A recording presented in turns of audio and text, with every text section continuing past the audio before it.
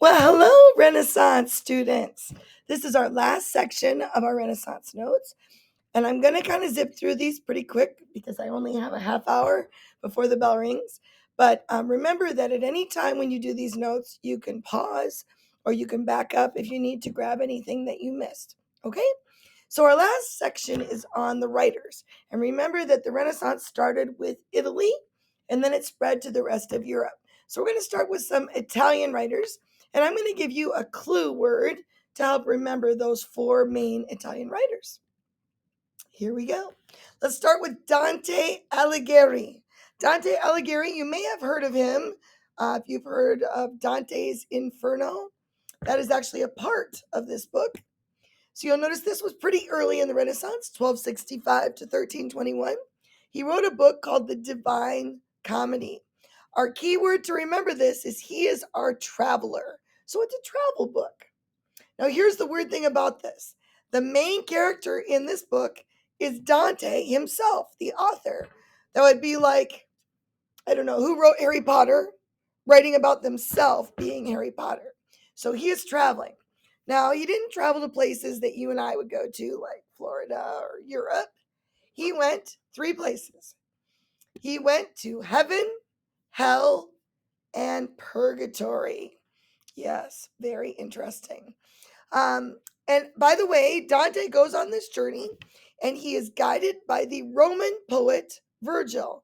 So, again, this is an example of using the old ideas of the Romans and the Greeks, a revisit of the old ideas. So, he's guided by the poet Virgil. Okay, you'll see that there are many things that have used this Dante story. We have a video game. I have not played it, but some of my students have. That's called Dante's Inferno. The marching band did this theme just a few years ago, and there are also paintings that we'll talk about in just a little bit. Okay, so this book was really popular basically for three reasons. Number one, it was written in the vernacular of the day. Let me give you an example of vernacular. And like I was totally into him and we totally hooked up. What do you suppose vernacular is? If you said the slang of the day, you are correct. Give yourself a bonus. You are right. So it was easy to read because it was written the way people spoke in the day. It wasn't that highfalutin stuff like Shakespeare. Okay? Now, as we said, he visits three places: heaven, hell, and purgatory. And basically, the reason why people love to read this book, he had people that he knew from the Renaissance listed in this book. So everybody wanted to find out where people were in the afterlife because he was the one deciding where they ended up. So imagine I'm writing today and I'm writing about being in hell, and all of a sudden, yeah, I went to this coffee house in hell and I looked over and there was the president, or there was Michael Jordan in heaven, or whatever. So they wanted to find out where these people ended up in the afterlife. He also made a lot of comments on political issues of the day, um, kind of slapped at politics and religion and the judgments of those people too. So he's kind of a rebel in some ways. So let's take a look at the three parts. The first part of the book is Dante's Inferno. Can anybody guess what inferno means in Latin? It means fire. If you said fire, you are right. And so, of the three places, where do you suppose he's going in the inferno, or fire? If you said hell, you are correct. The flames of hell. Yes. Now, in his version of hell, he believed that there were 9 levels of hell, depending on what crime you committed. So take a look at this drawing of the hell levels in Dante's Inferno. So, depending on whether you were violent or you were greedy or you lusted after somebody, that would tell you what level of hell you were. And he actually believed that hell was actually located right under the city of Jerusalem, because Jerusalem was this beautiful holy city. And supposedly, if you look at Bible history, this is when the devil fell in Jerusalem. So the devil would be under Jerusalem in his interpretation.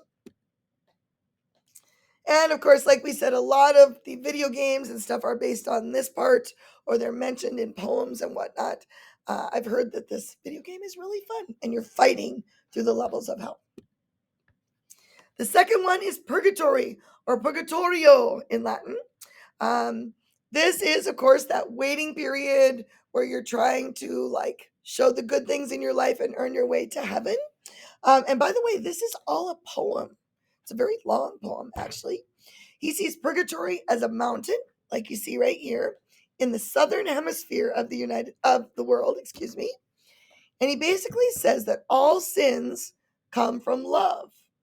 Sometimes it's warped love, but it all comes from love.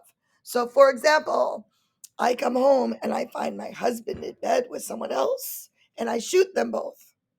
Well, I did commit a sin or a crime, but did I do it out of love? Yes, because I love my husband and I'm jealous of what happened. So that's an example of what he's talking about. And then we have heaven or paradiso, which means paradise. Okay. Again, he believed that heaven was in like rings, like a dome, like you see here in this painting. And of course, on the top level, we have the Trinity, we have the Virgin Mary, the angels, the saints that have earned their way to heaven. And if you notice, there's rulers, warriors further down, and so on. And it shows that there were levels of heaven as well. Kind of interesting.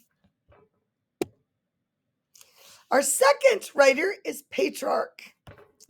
Petrarch is our lover. He's a lover, not a fighter. He was around 1304 to 1374. He was a humanist. He believed that all people deserve to be educated, and it made us better humans by doing so. He was known as the greatest scholar of his age and poet. And that's what he was most known for. He wrote poems, and he especially wrote love poems. That's why he's known as our lover. He wrote almost all of his stuff in Latin, and he wrote his sonnets in Italian. So lots and lots of Latin and Italian. He wrote a lot of poems titled To Laura. That's a famous piece. But the most famous piece he wrote was called the Canzoniere. Sounds like an Italian dinner, doesn't it?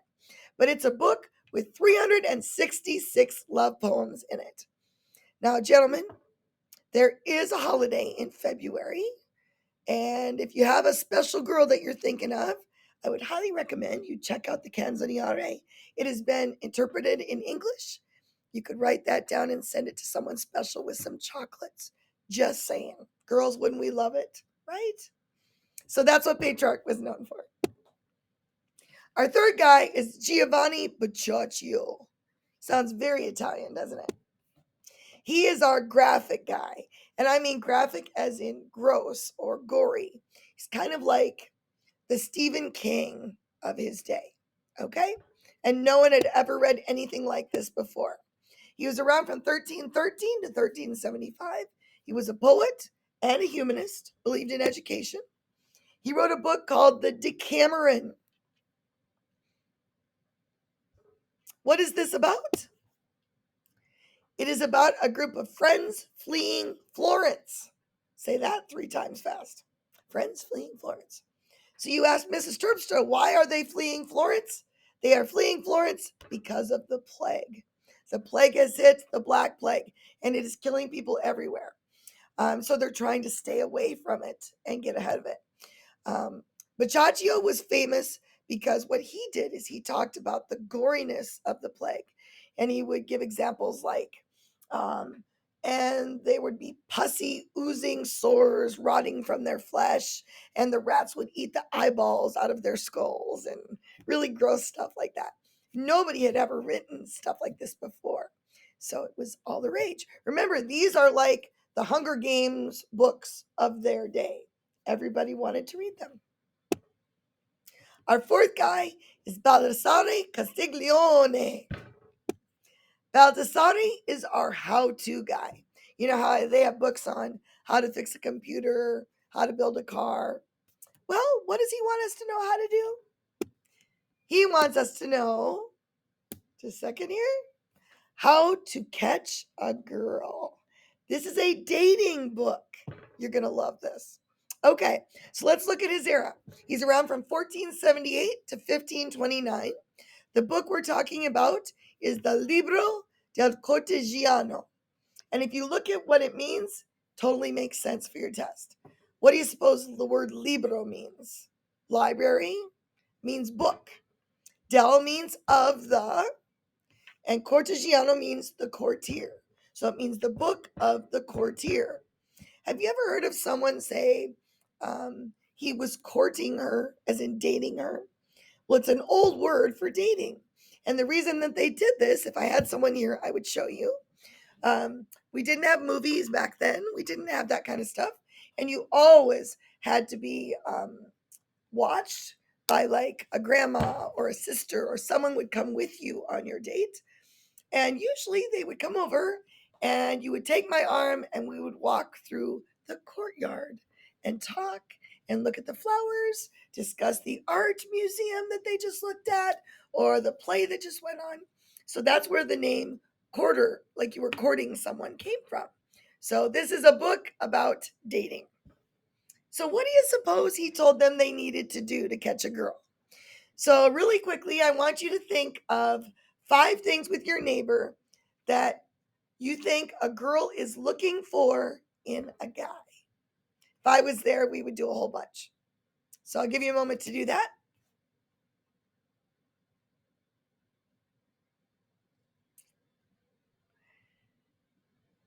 Now, when we share these in class, I usually hear things like she's looking for someone tall, or someone muscular, someone funny, someone intelligent, someone with a lot of money.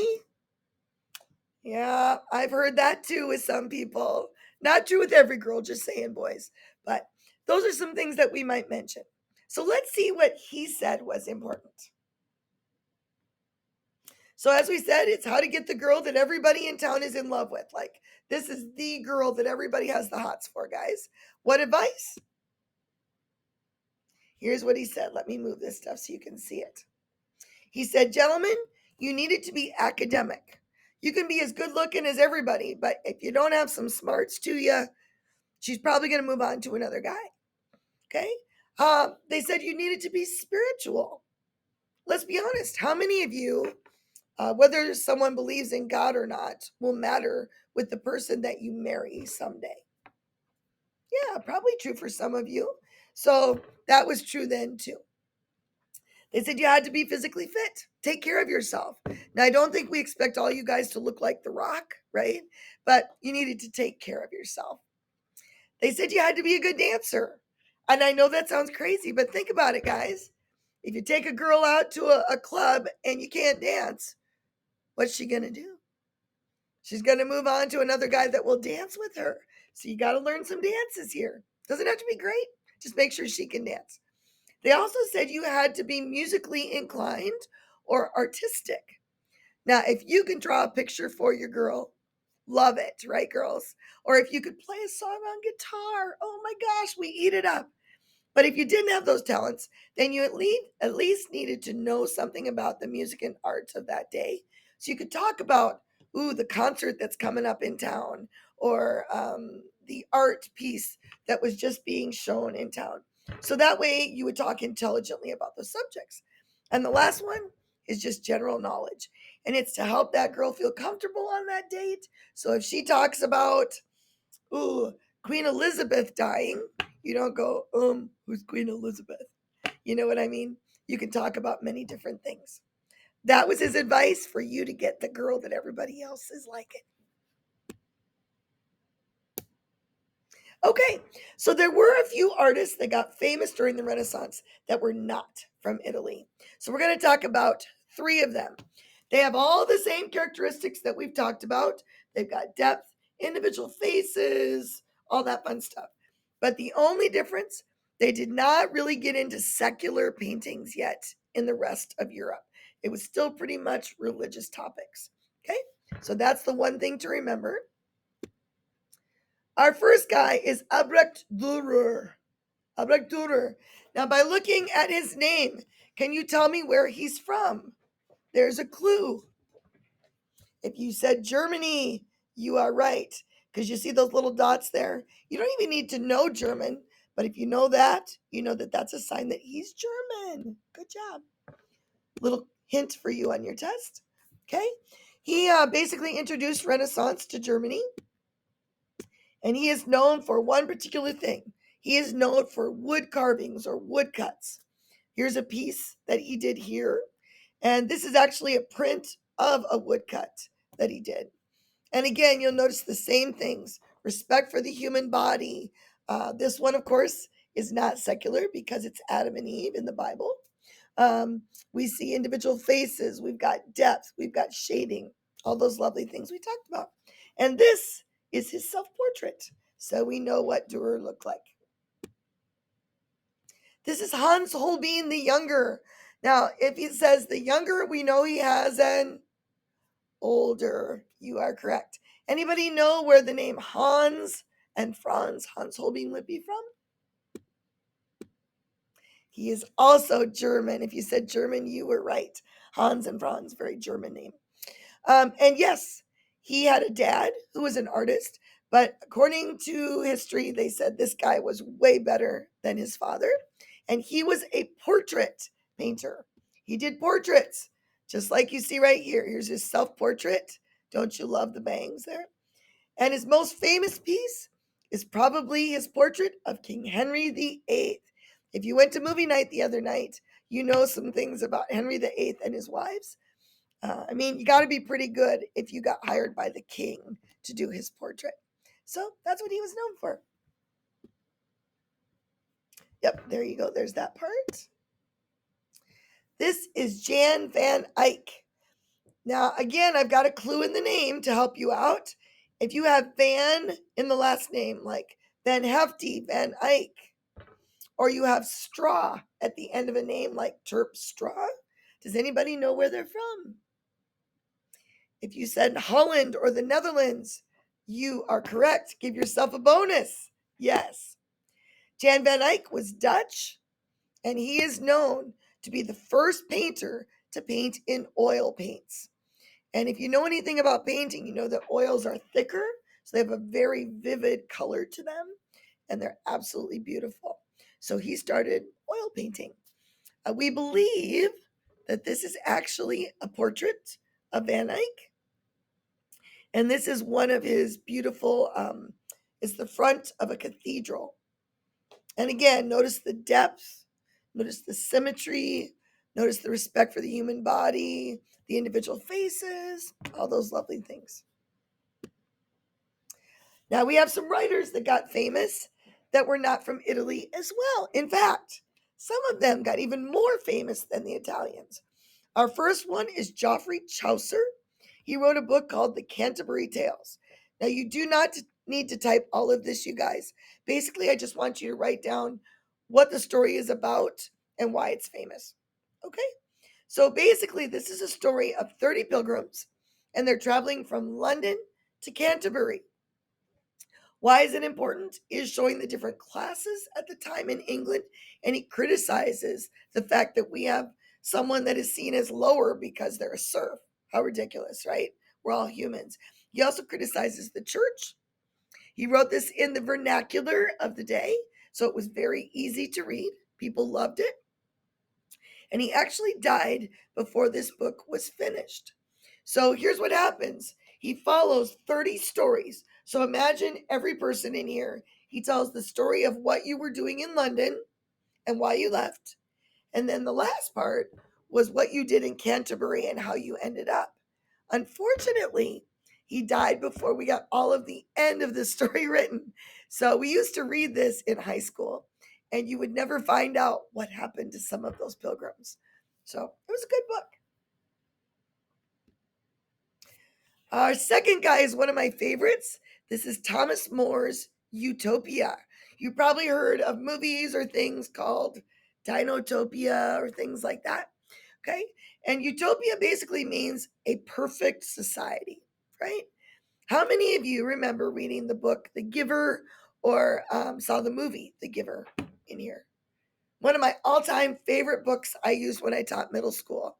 And if you remember the story, supposedly society is like perfect, right? And then you find out that maybe things aren't so perfect after all, right? Like they were given injections and that was making them see in black and white and not see the truth about their society, right? And that they were doing things to babies and stuff. That's really what utopia is about. It shows that a perfect world does not really exist.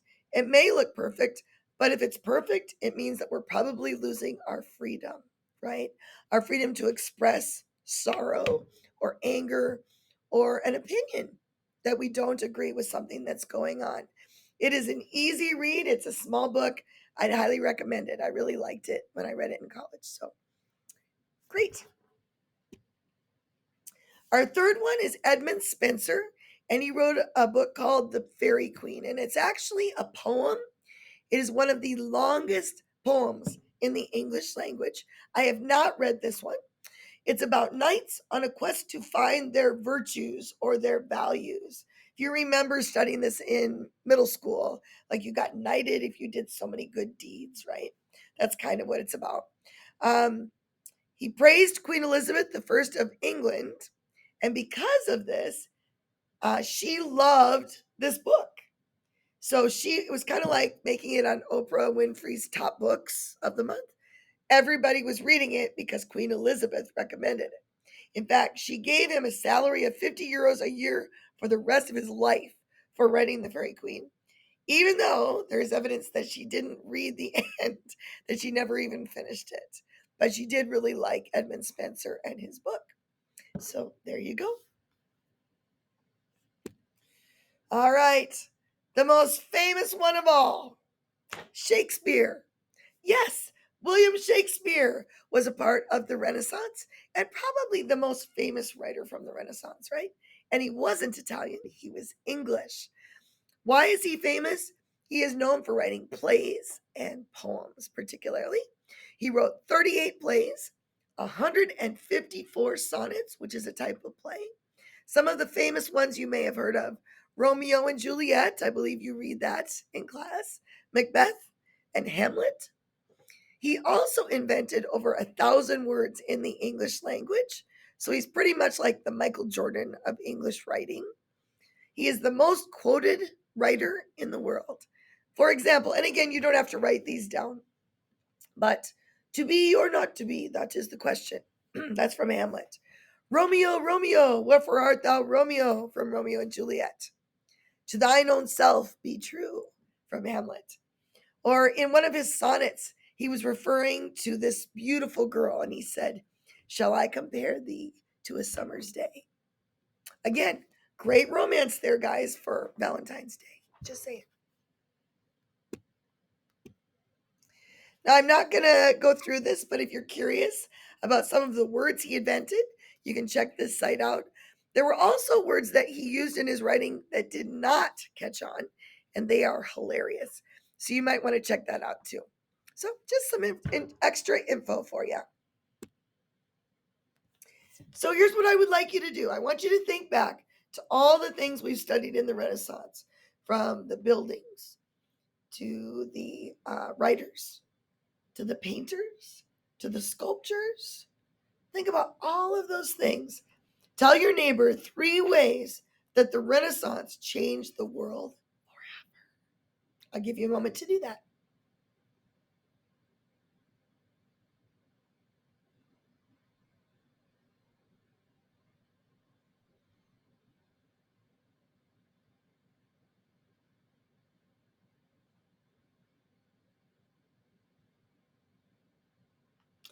All right.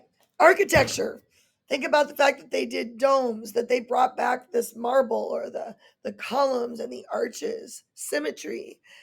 Think about statues, how they used the 360 freestanding, that they used marble, that they did the incredible detail of realism with the sculpture.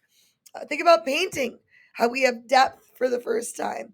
We have everybody having an individual face for the first time. There's so many examples. And of course, think about our writers and how they've influenced our world from Shakespeare all the way to some of our guys like Boccaccio, who wrote really gross stuff, and now we have gross books and gross movies. I'm sure that probably started with the Renaissance. Art definitely changed forever because of this unit. So, all right, I think that's it, folks. So, thank you so much for listening. You've done a great job, and this is the end of our lesson. Have a great day.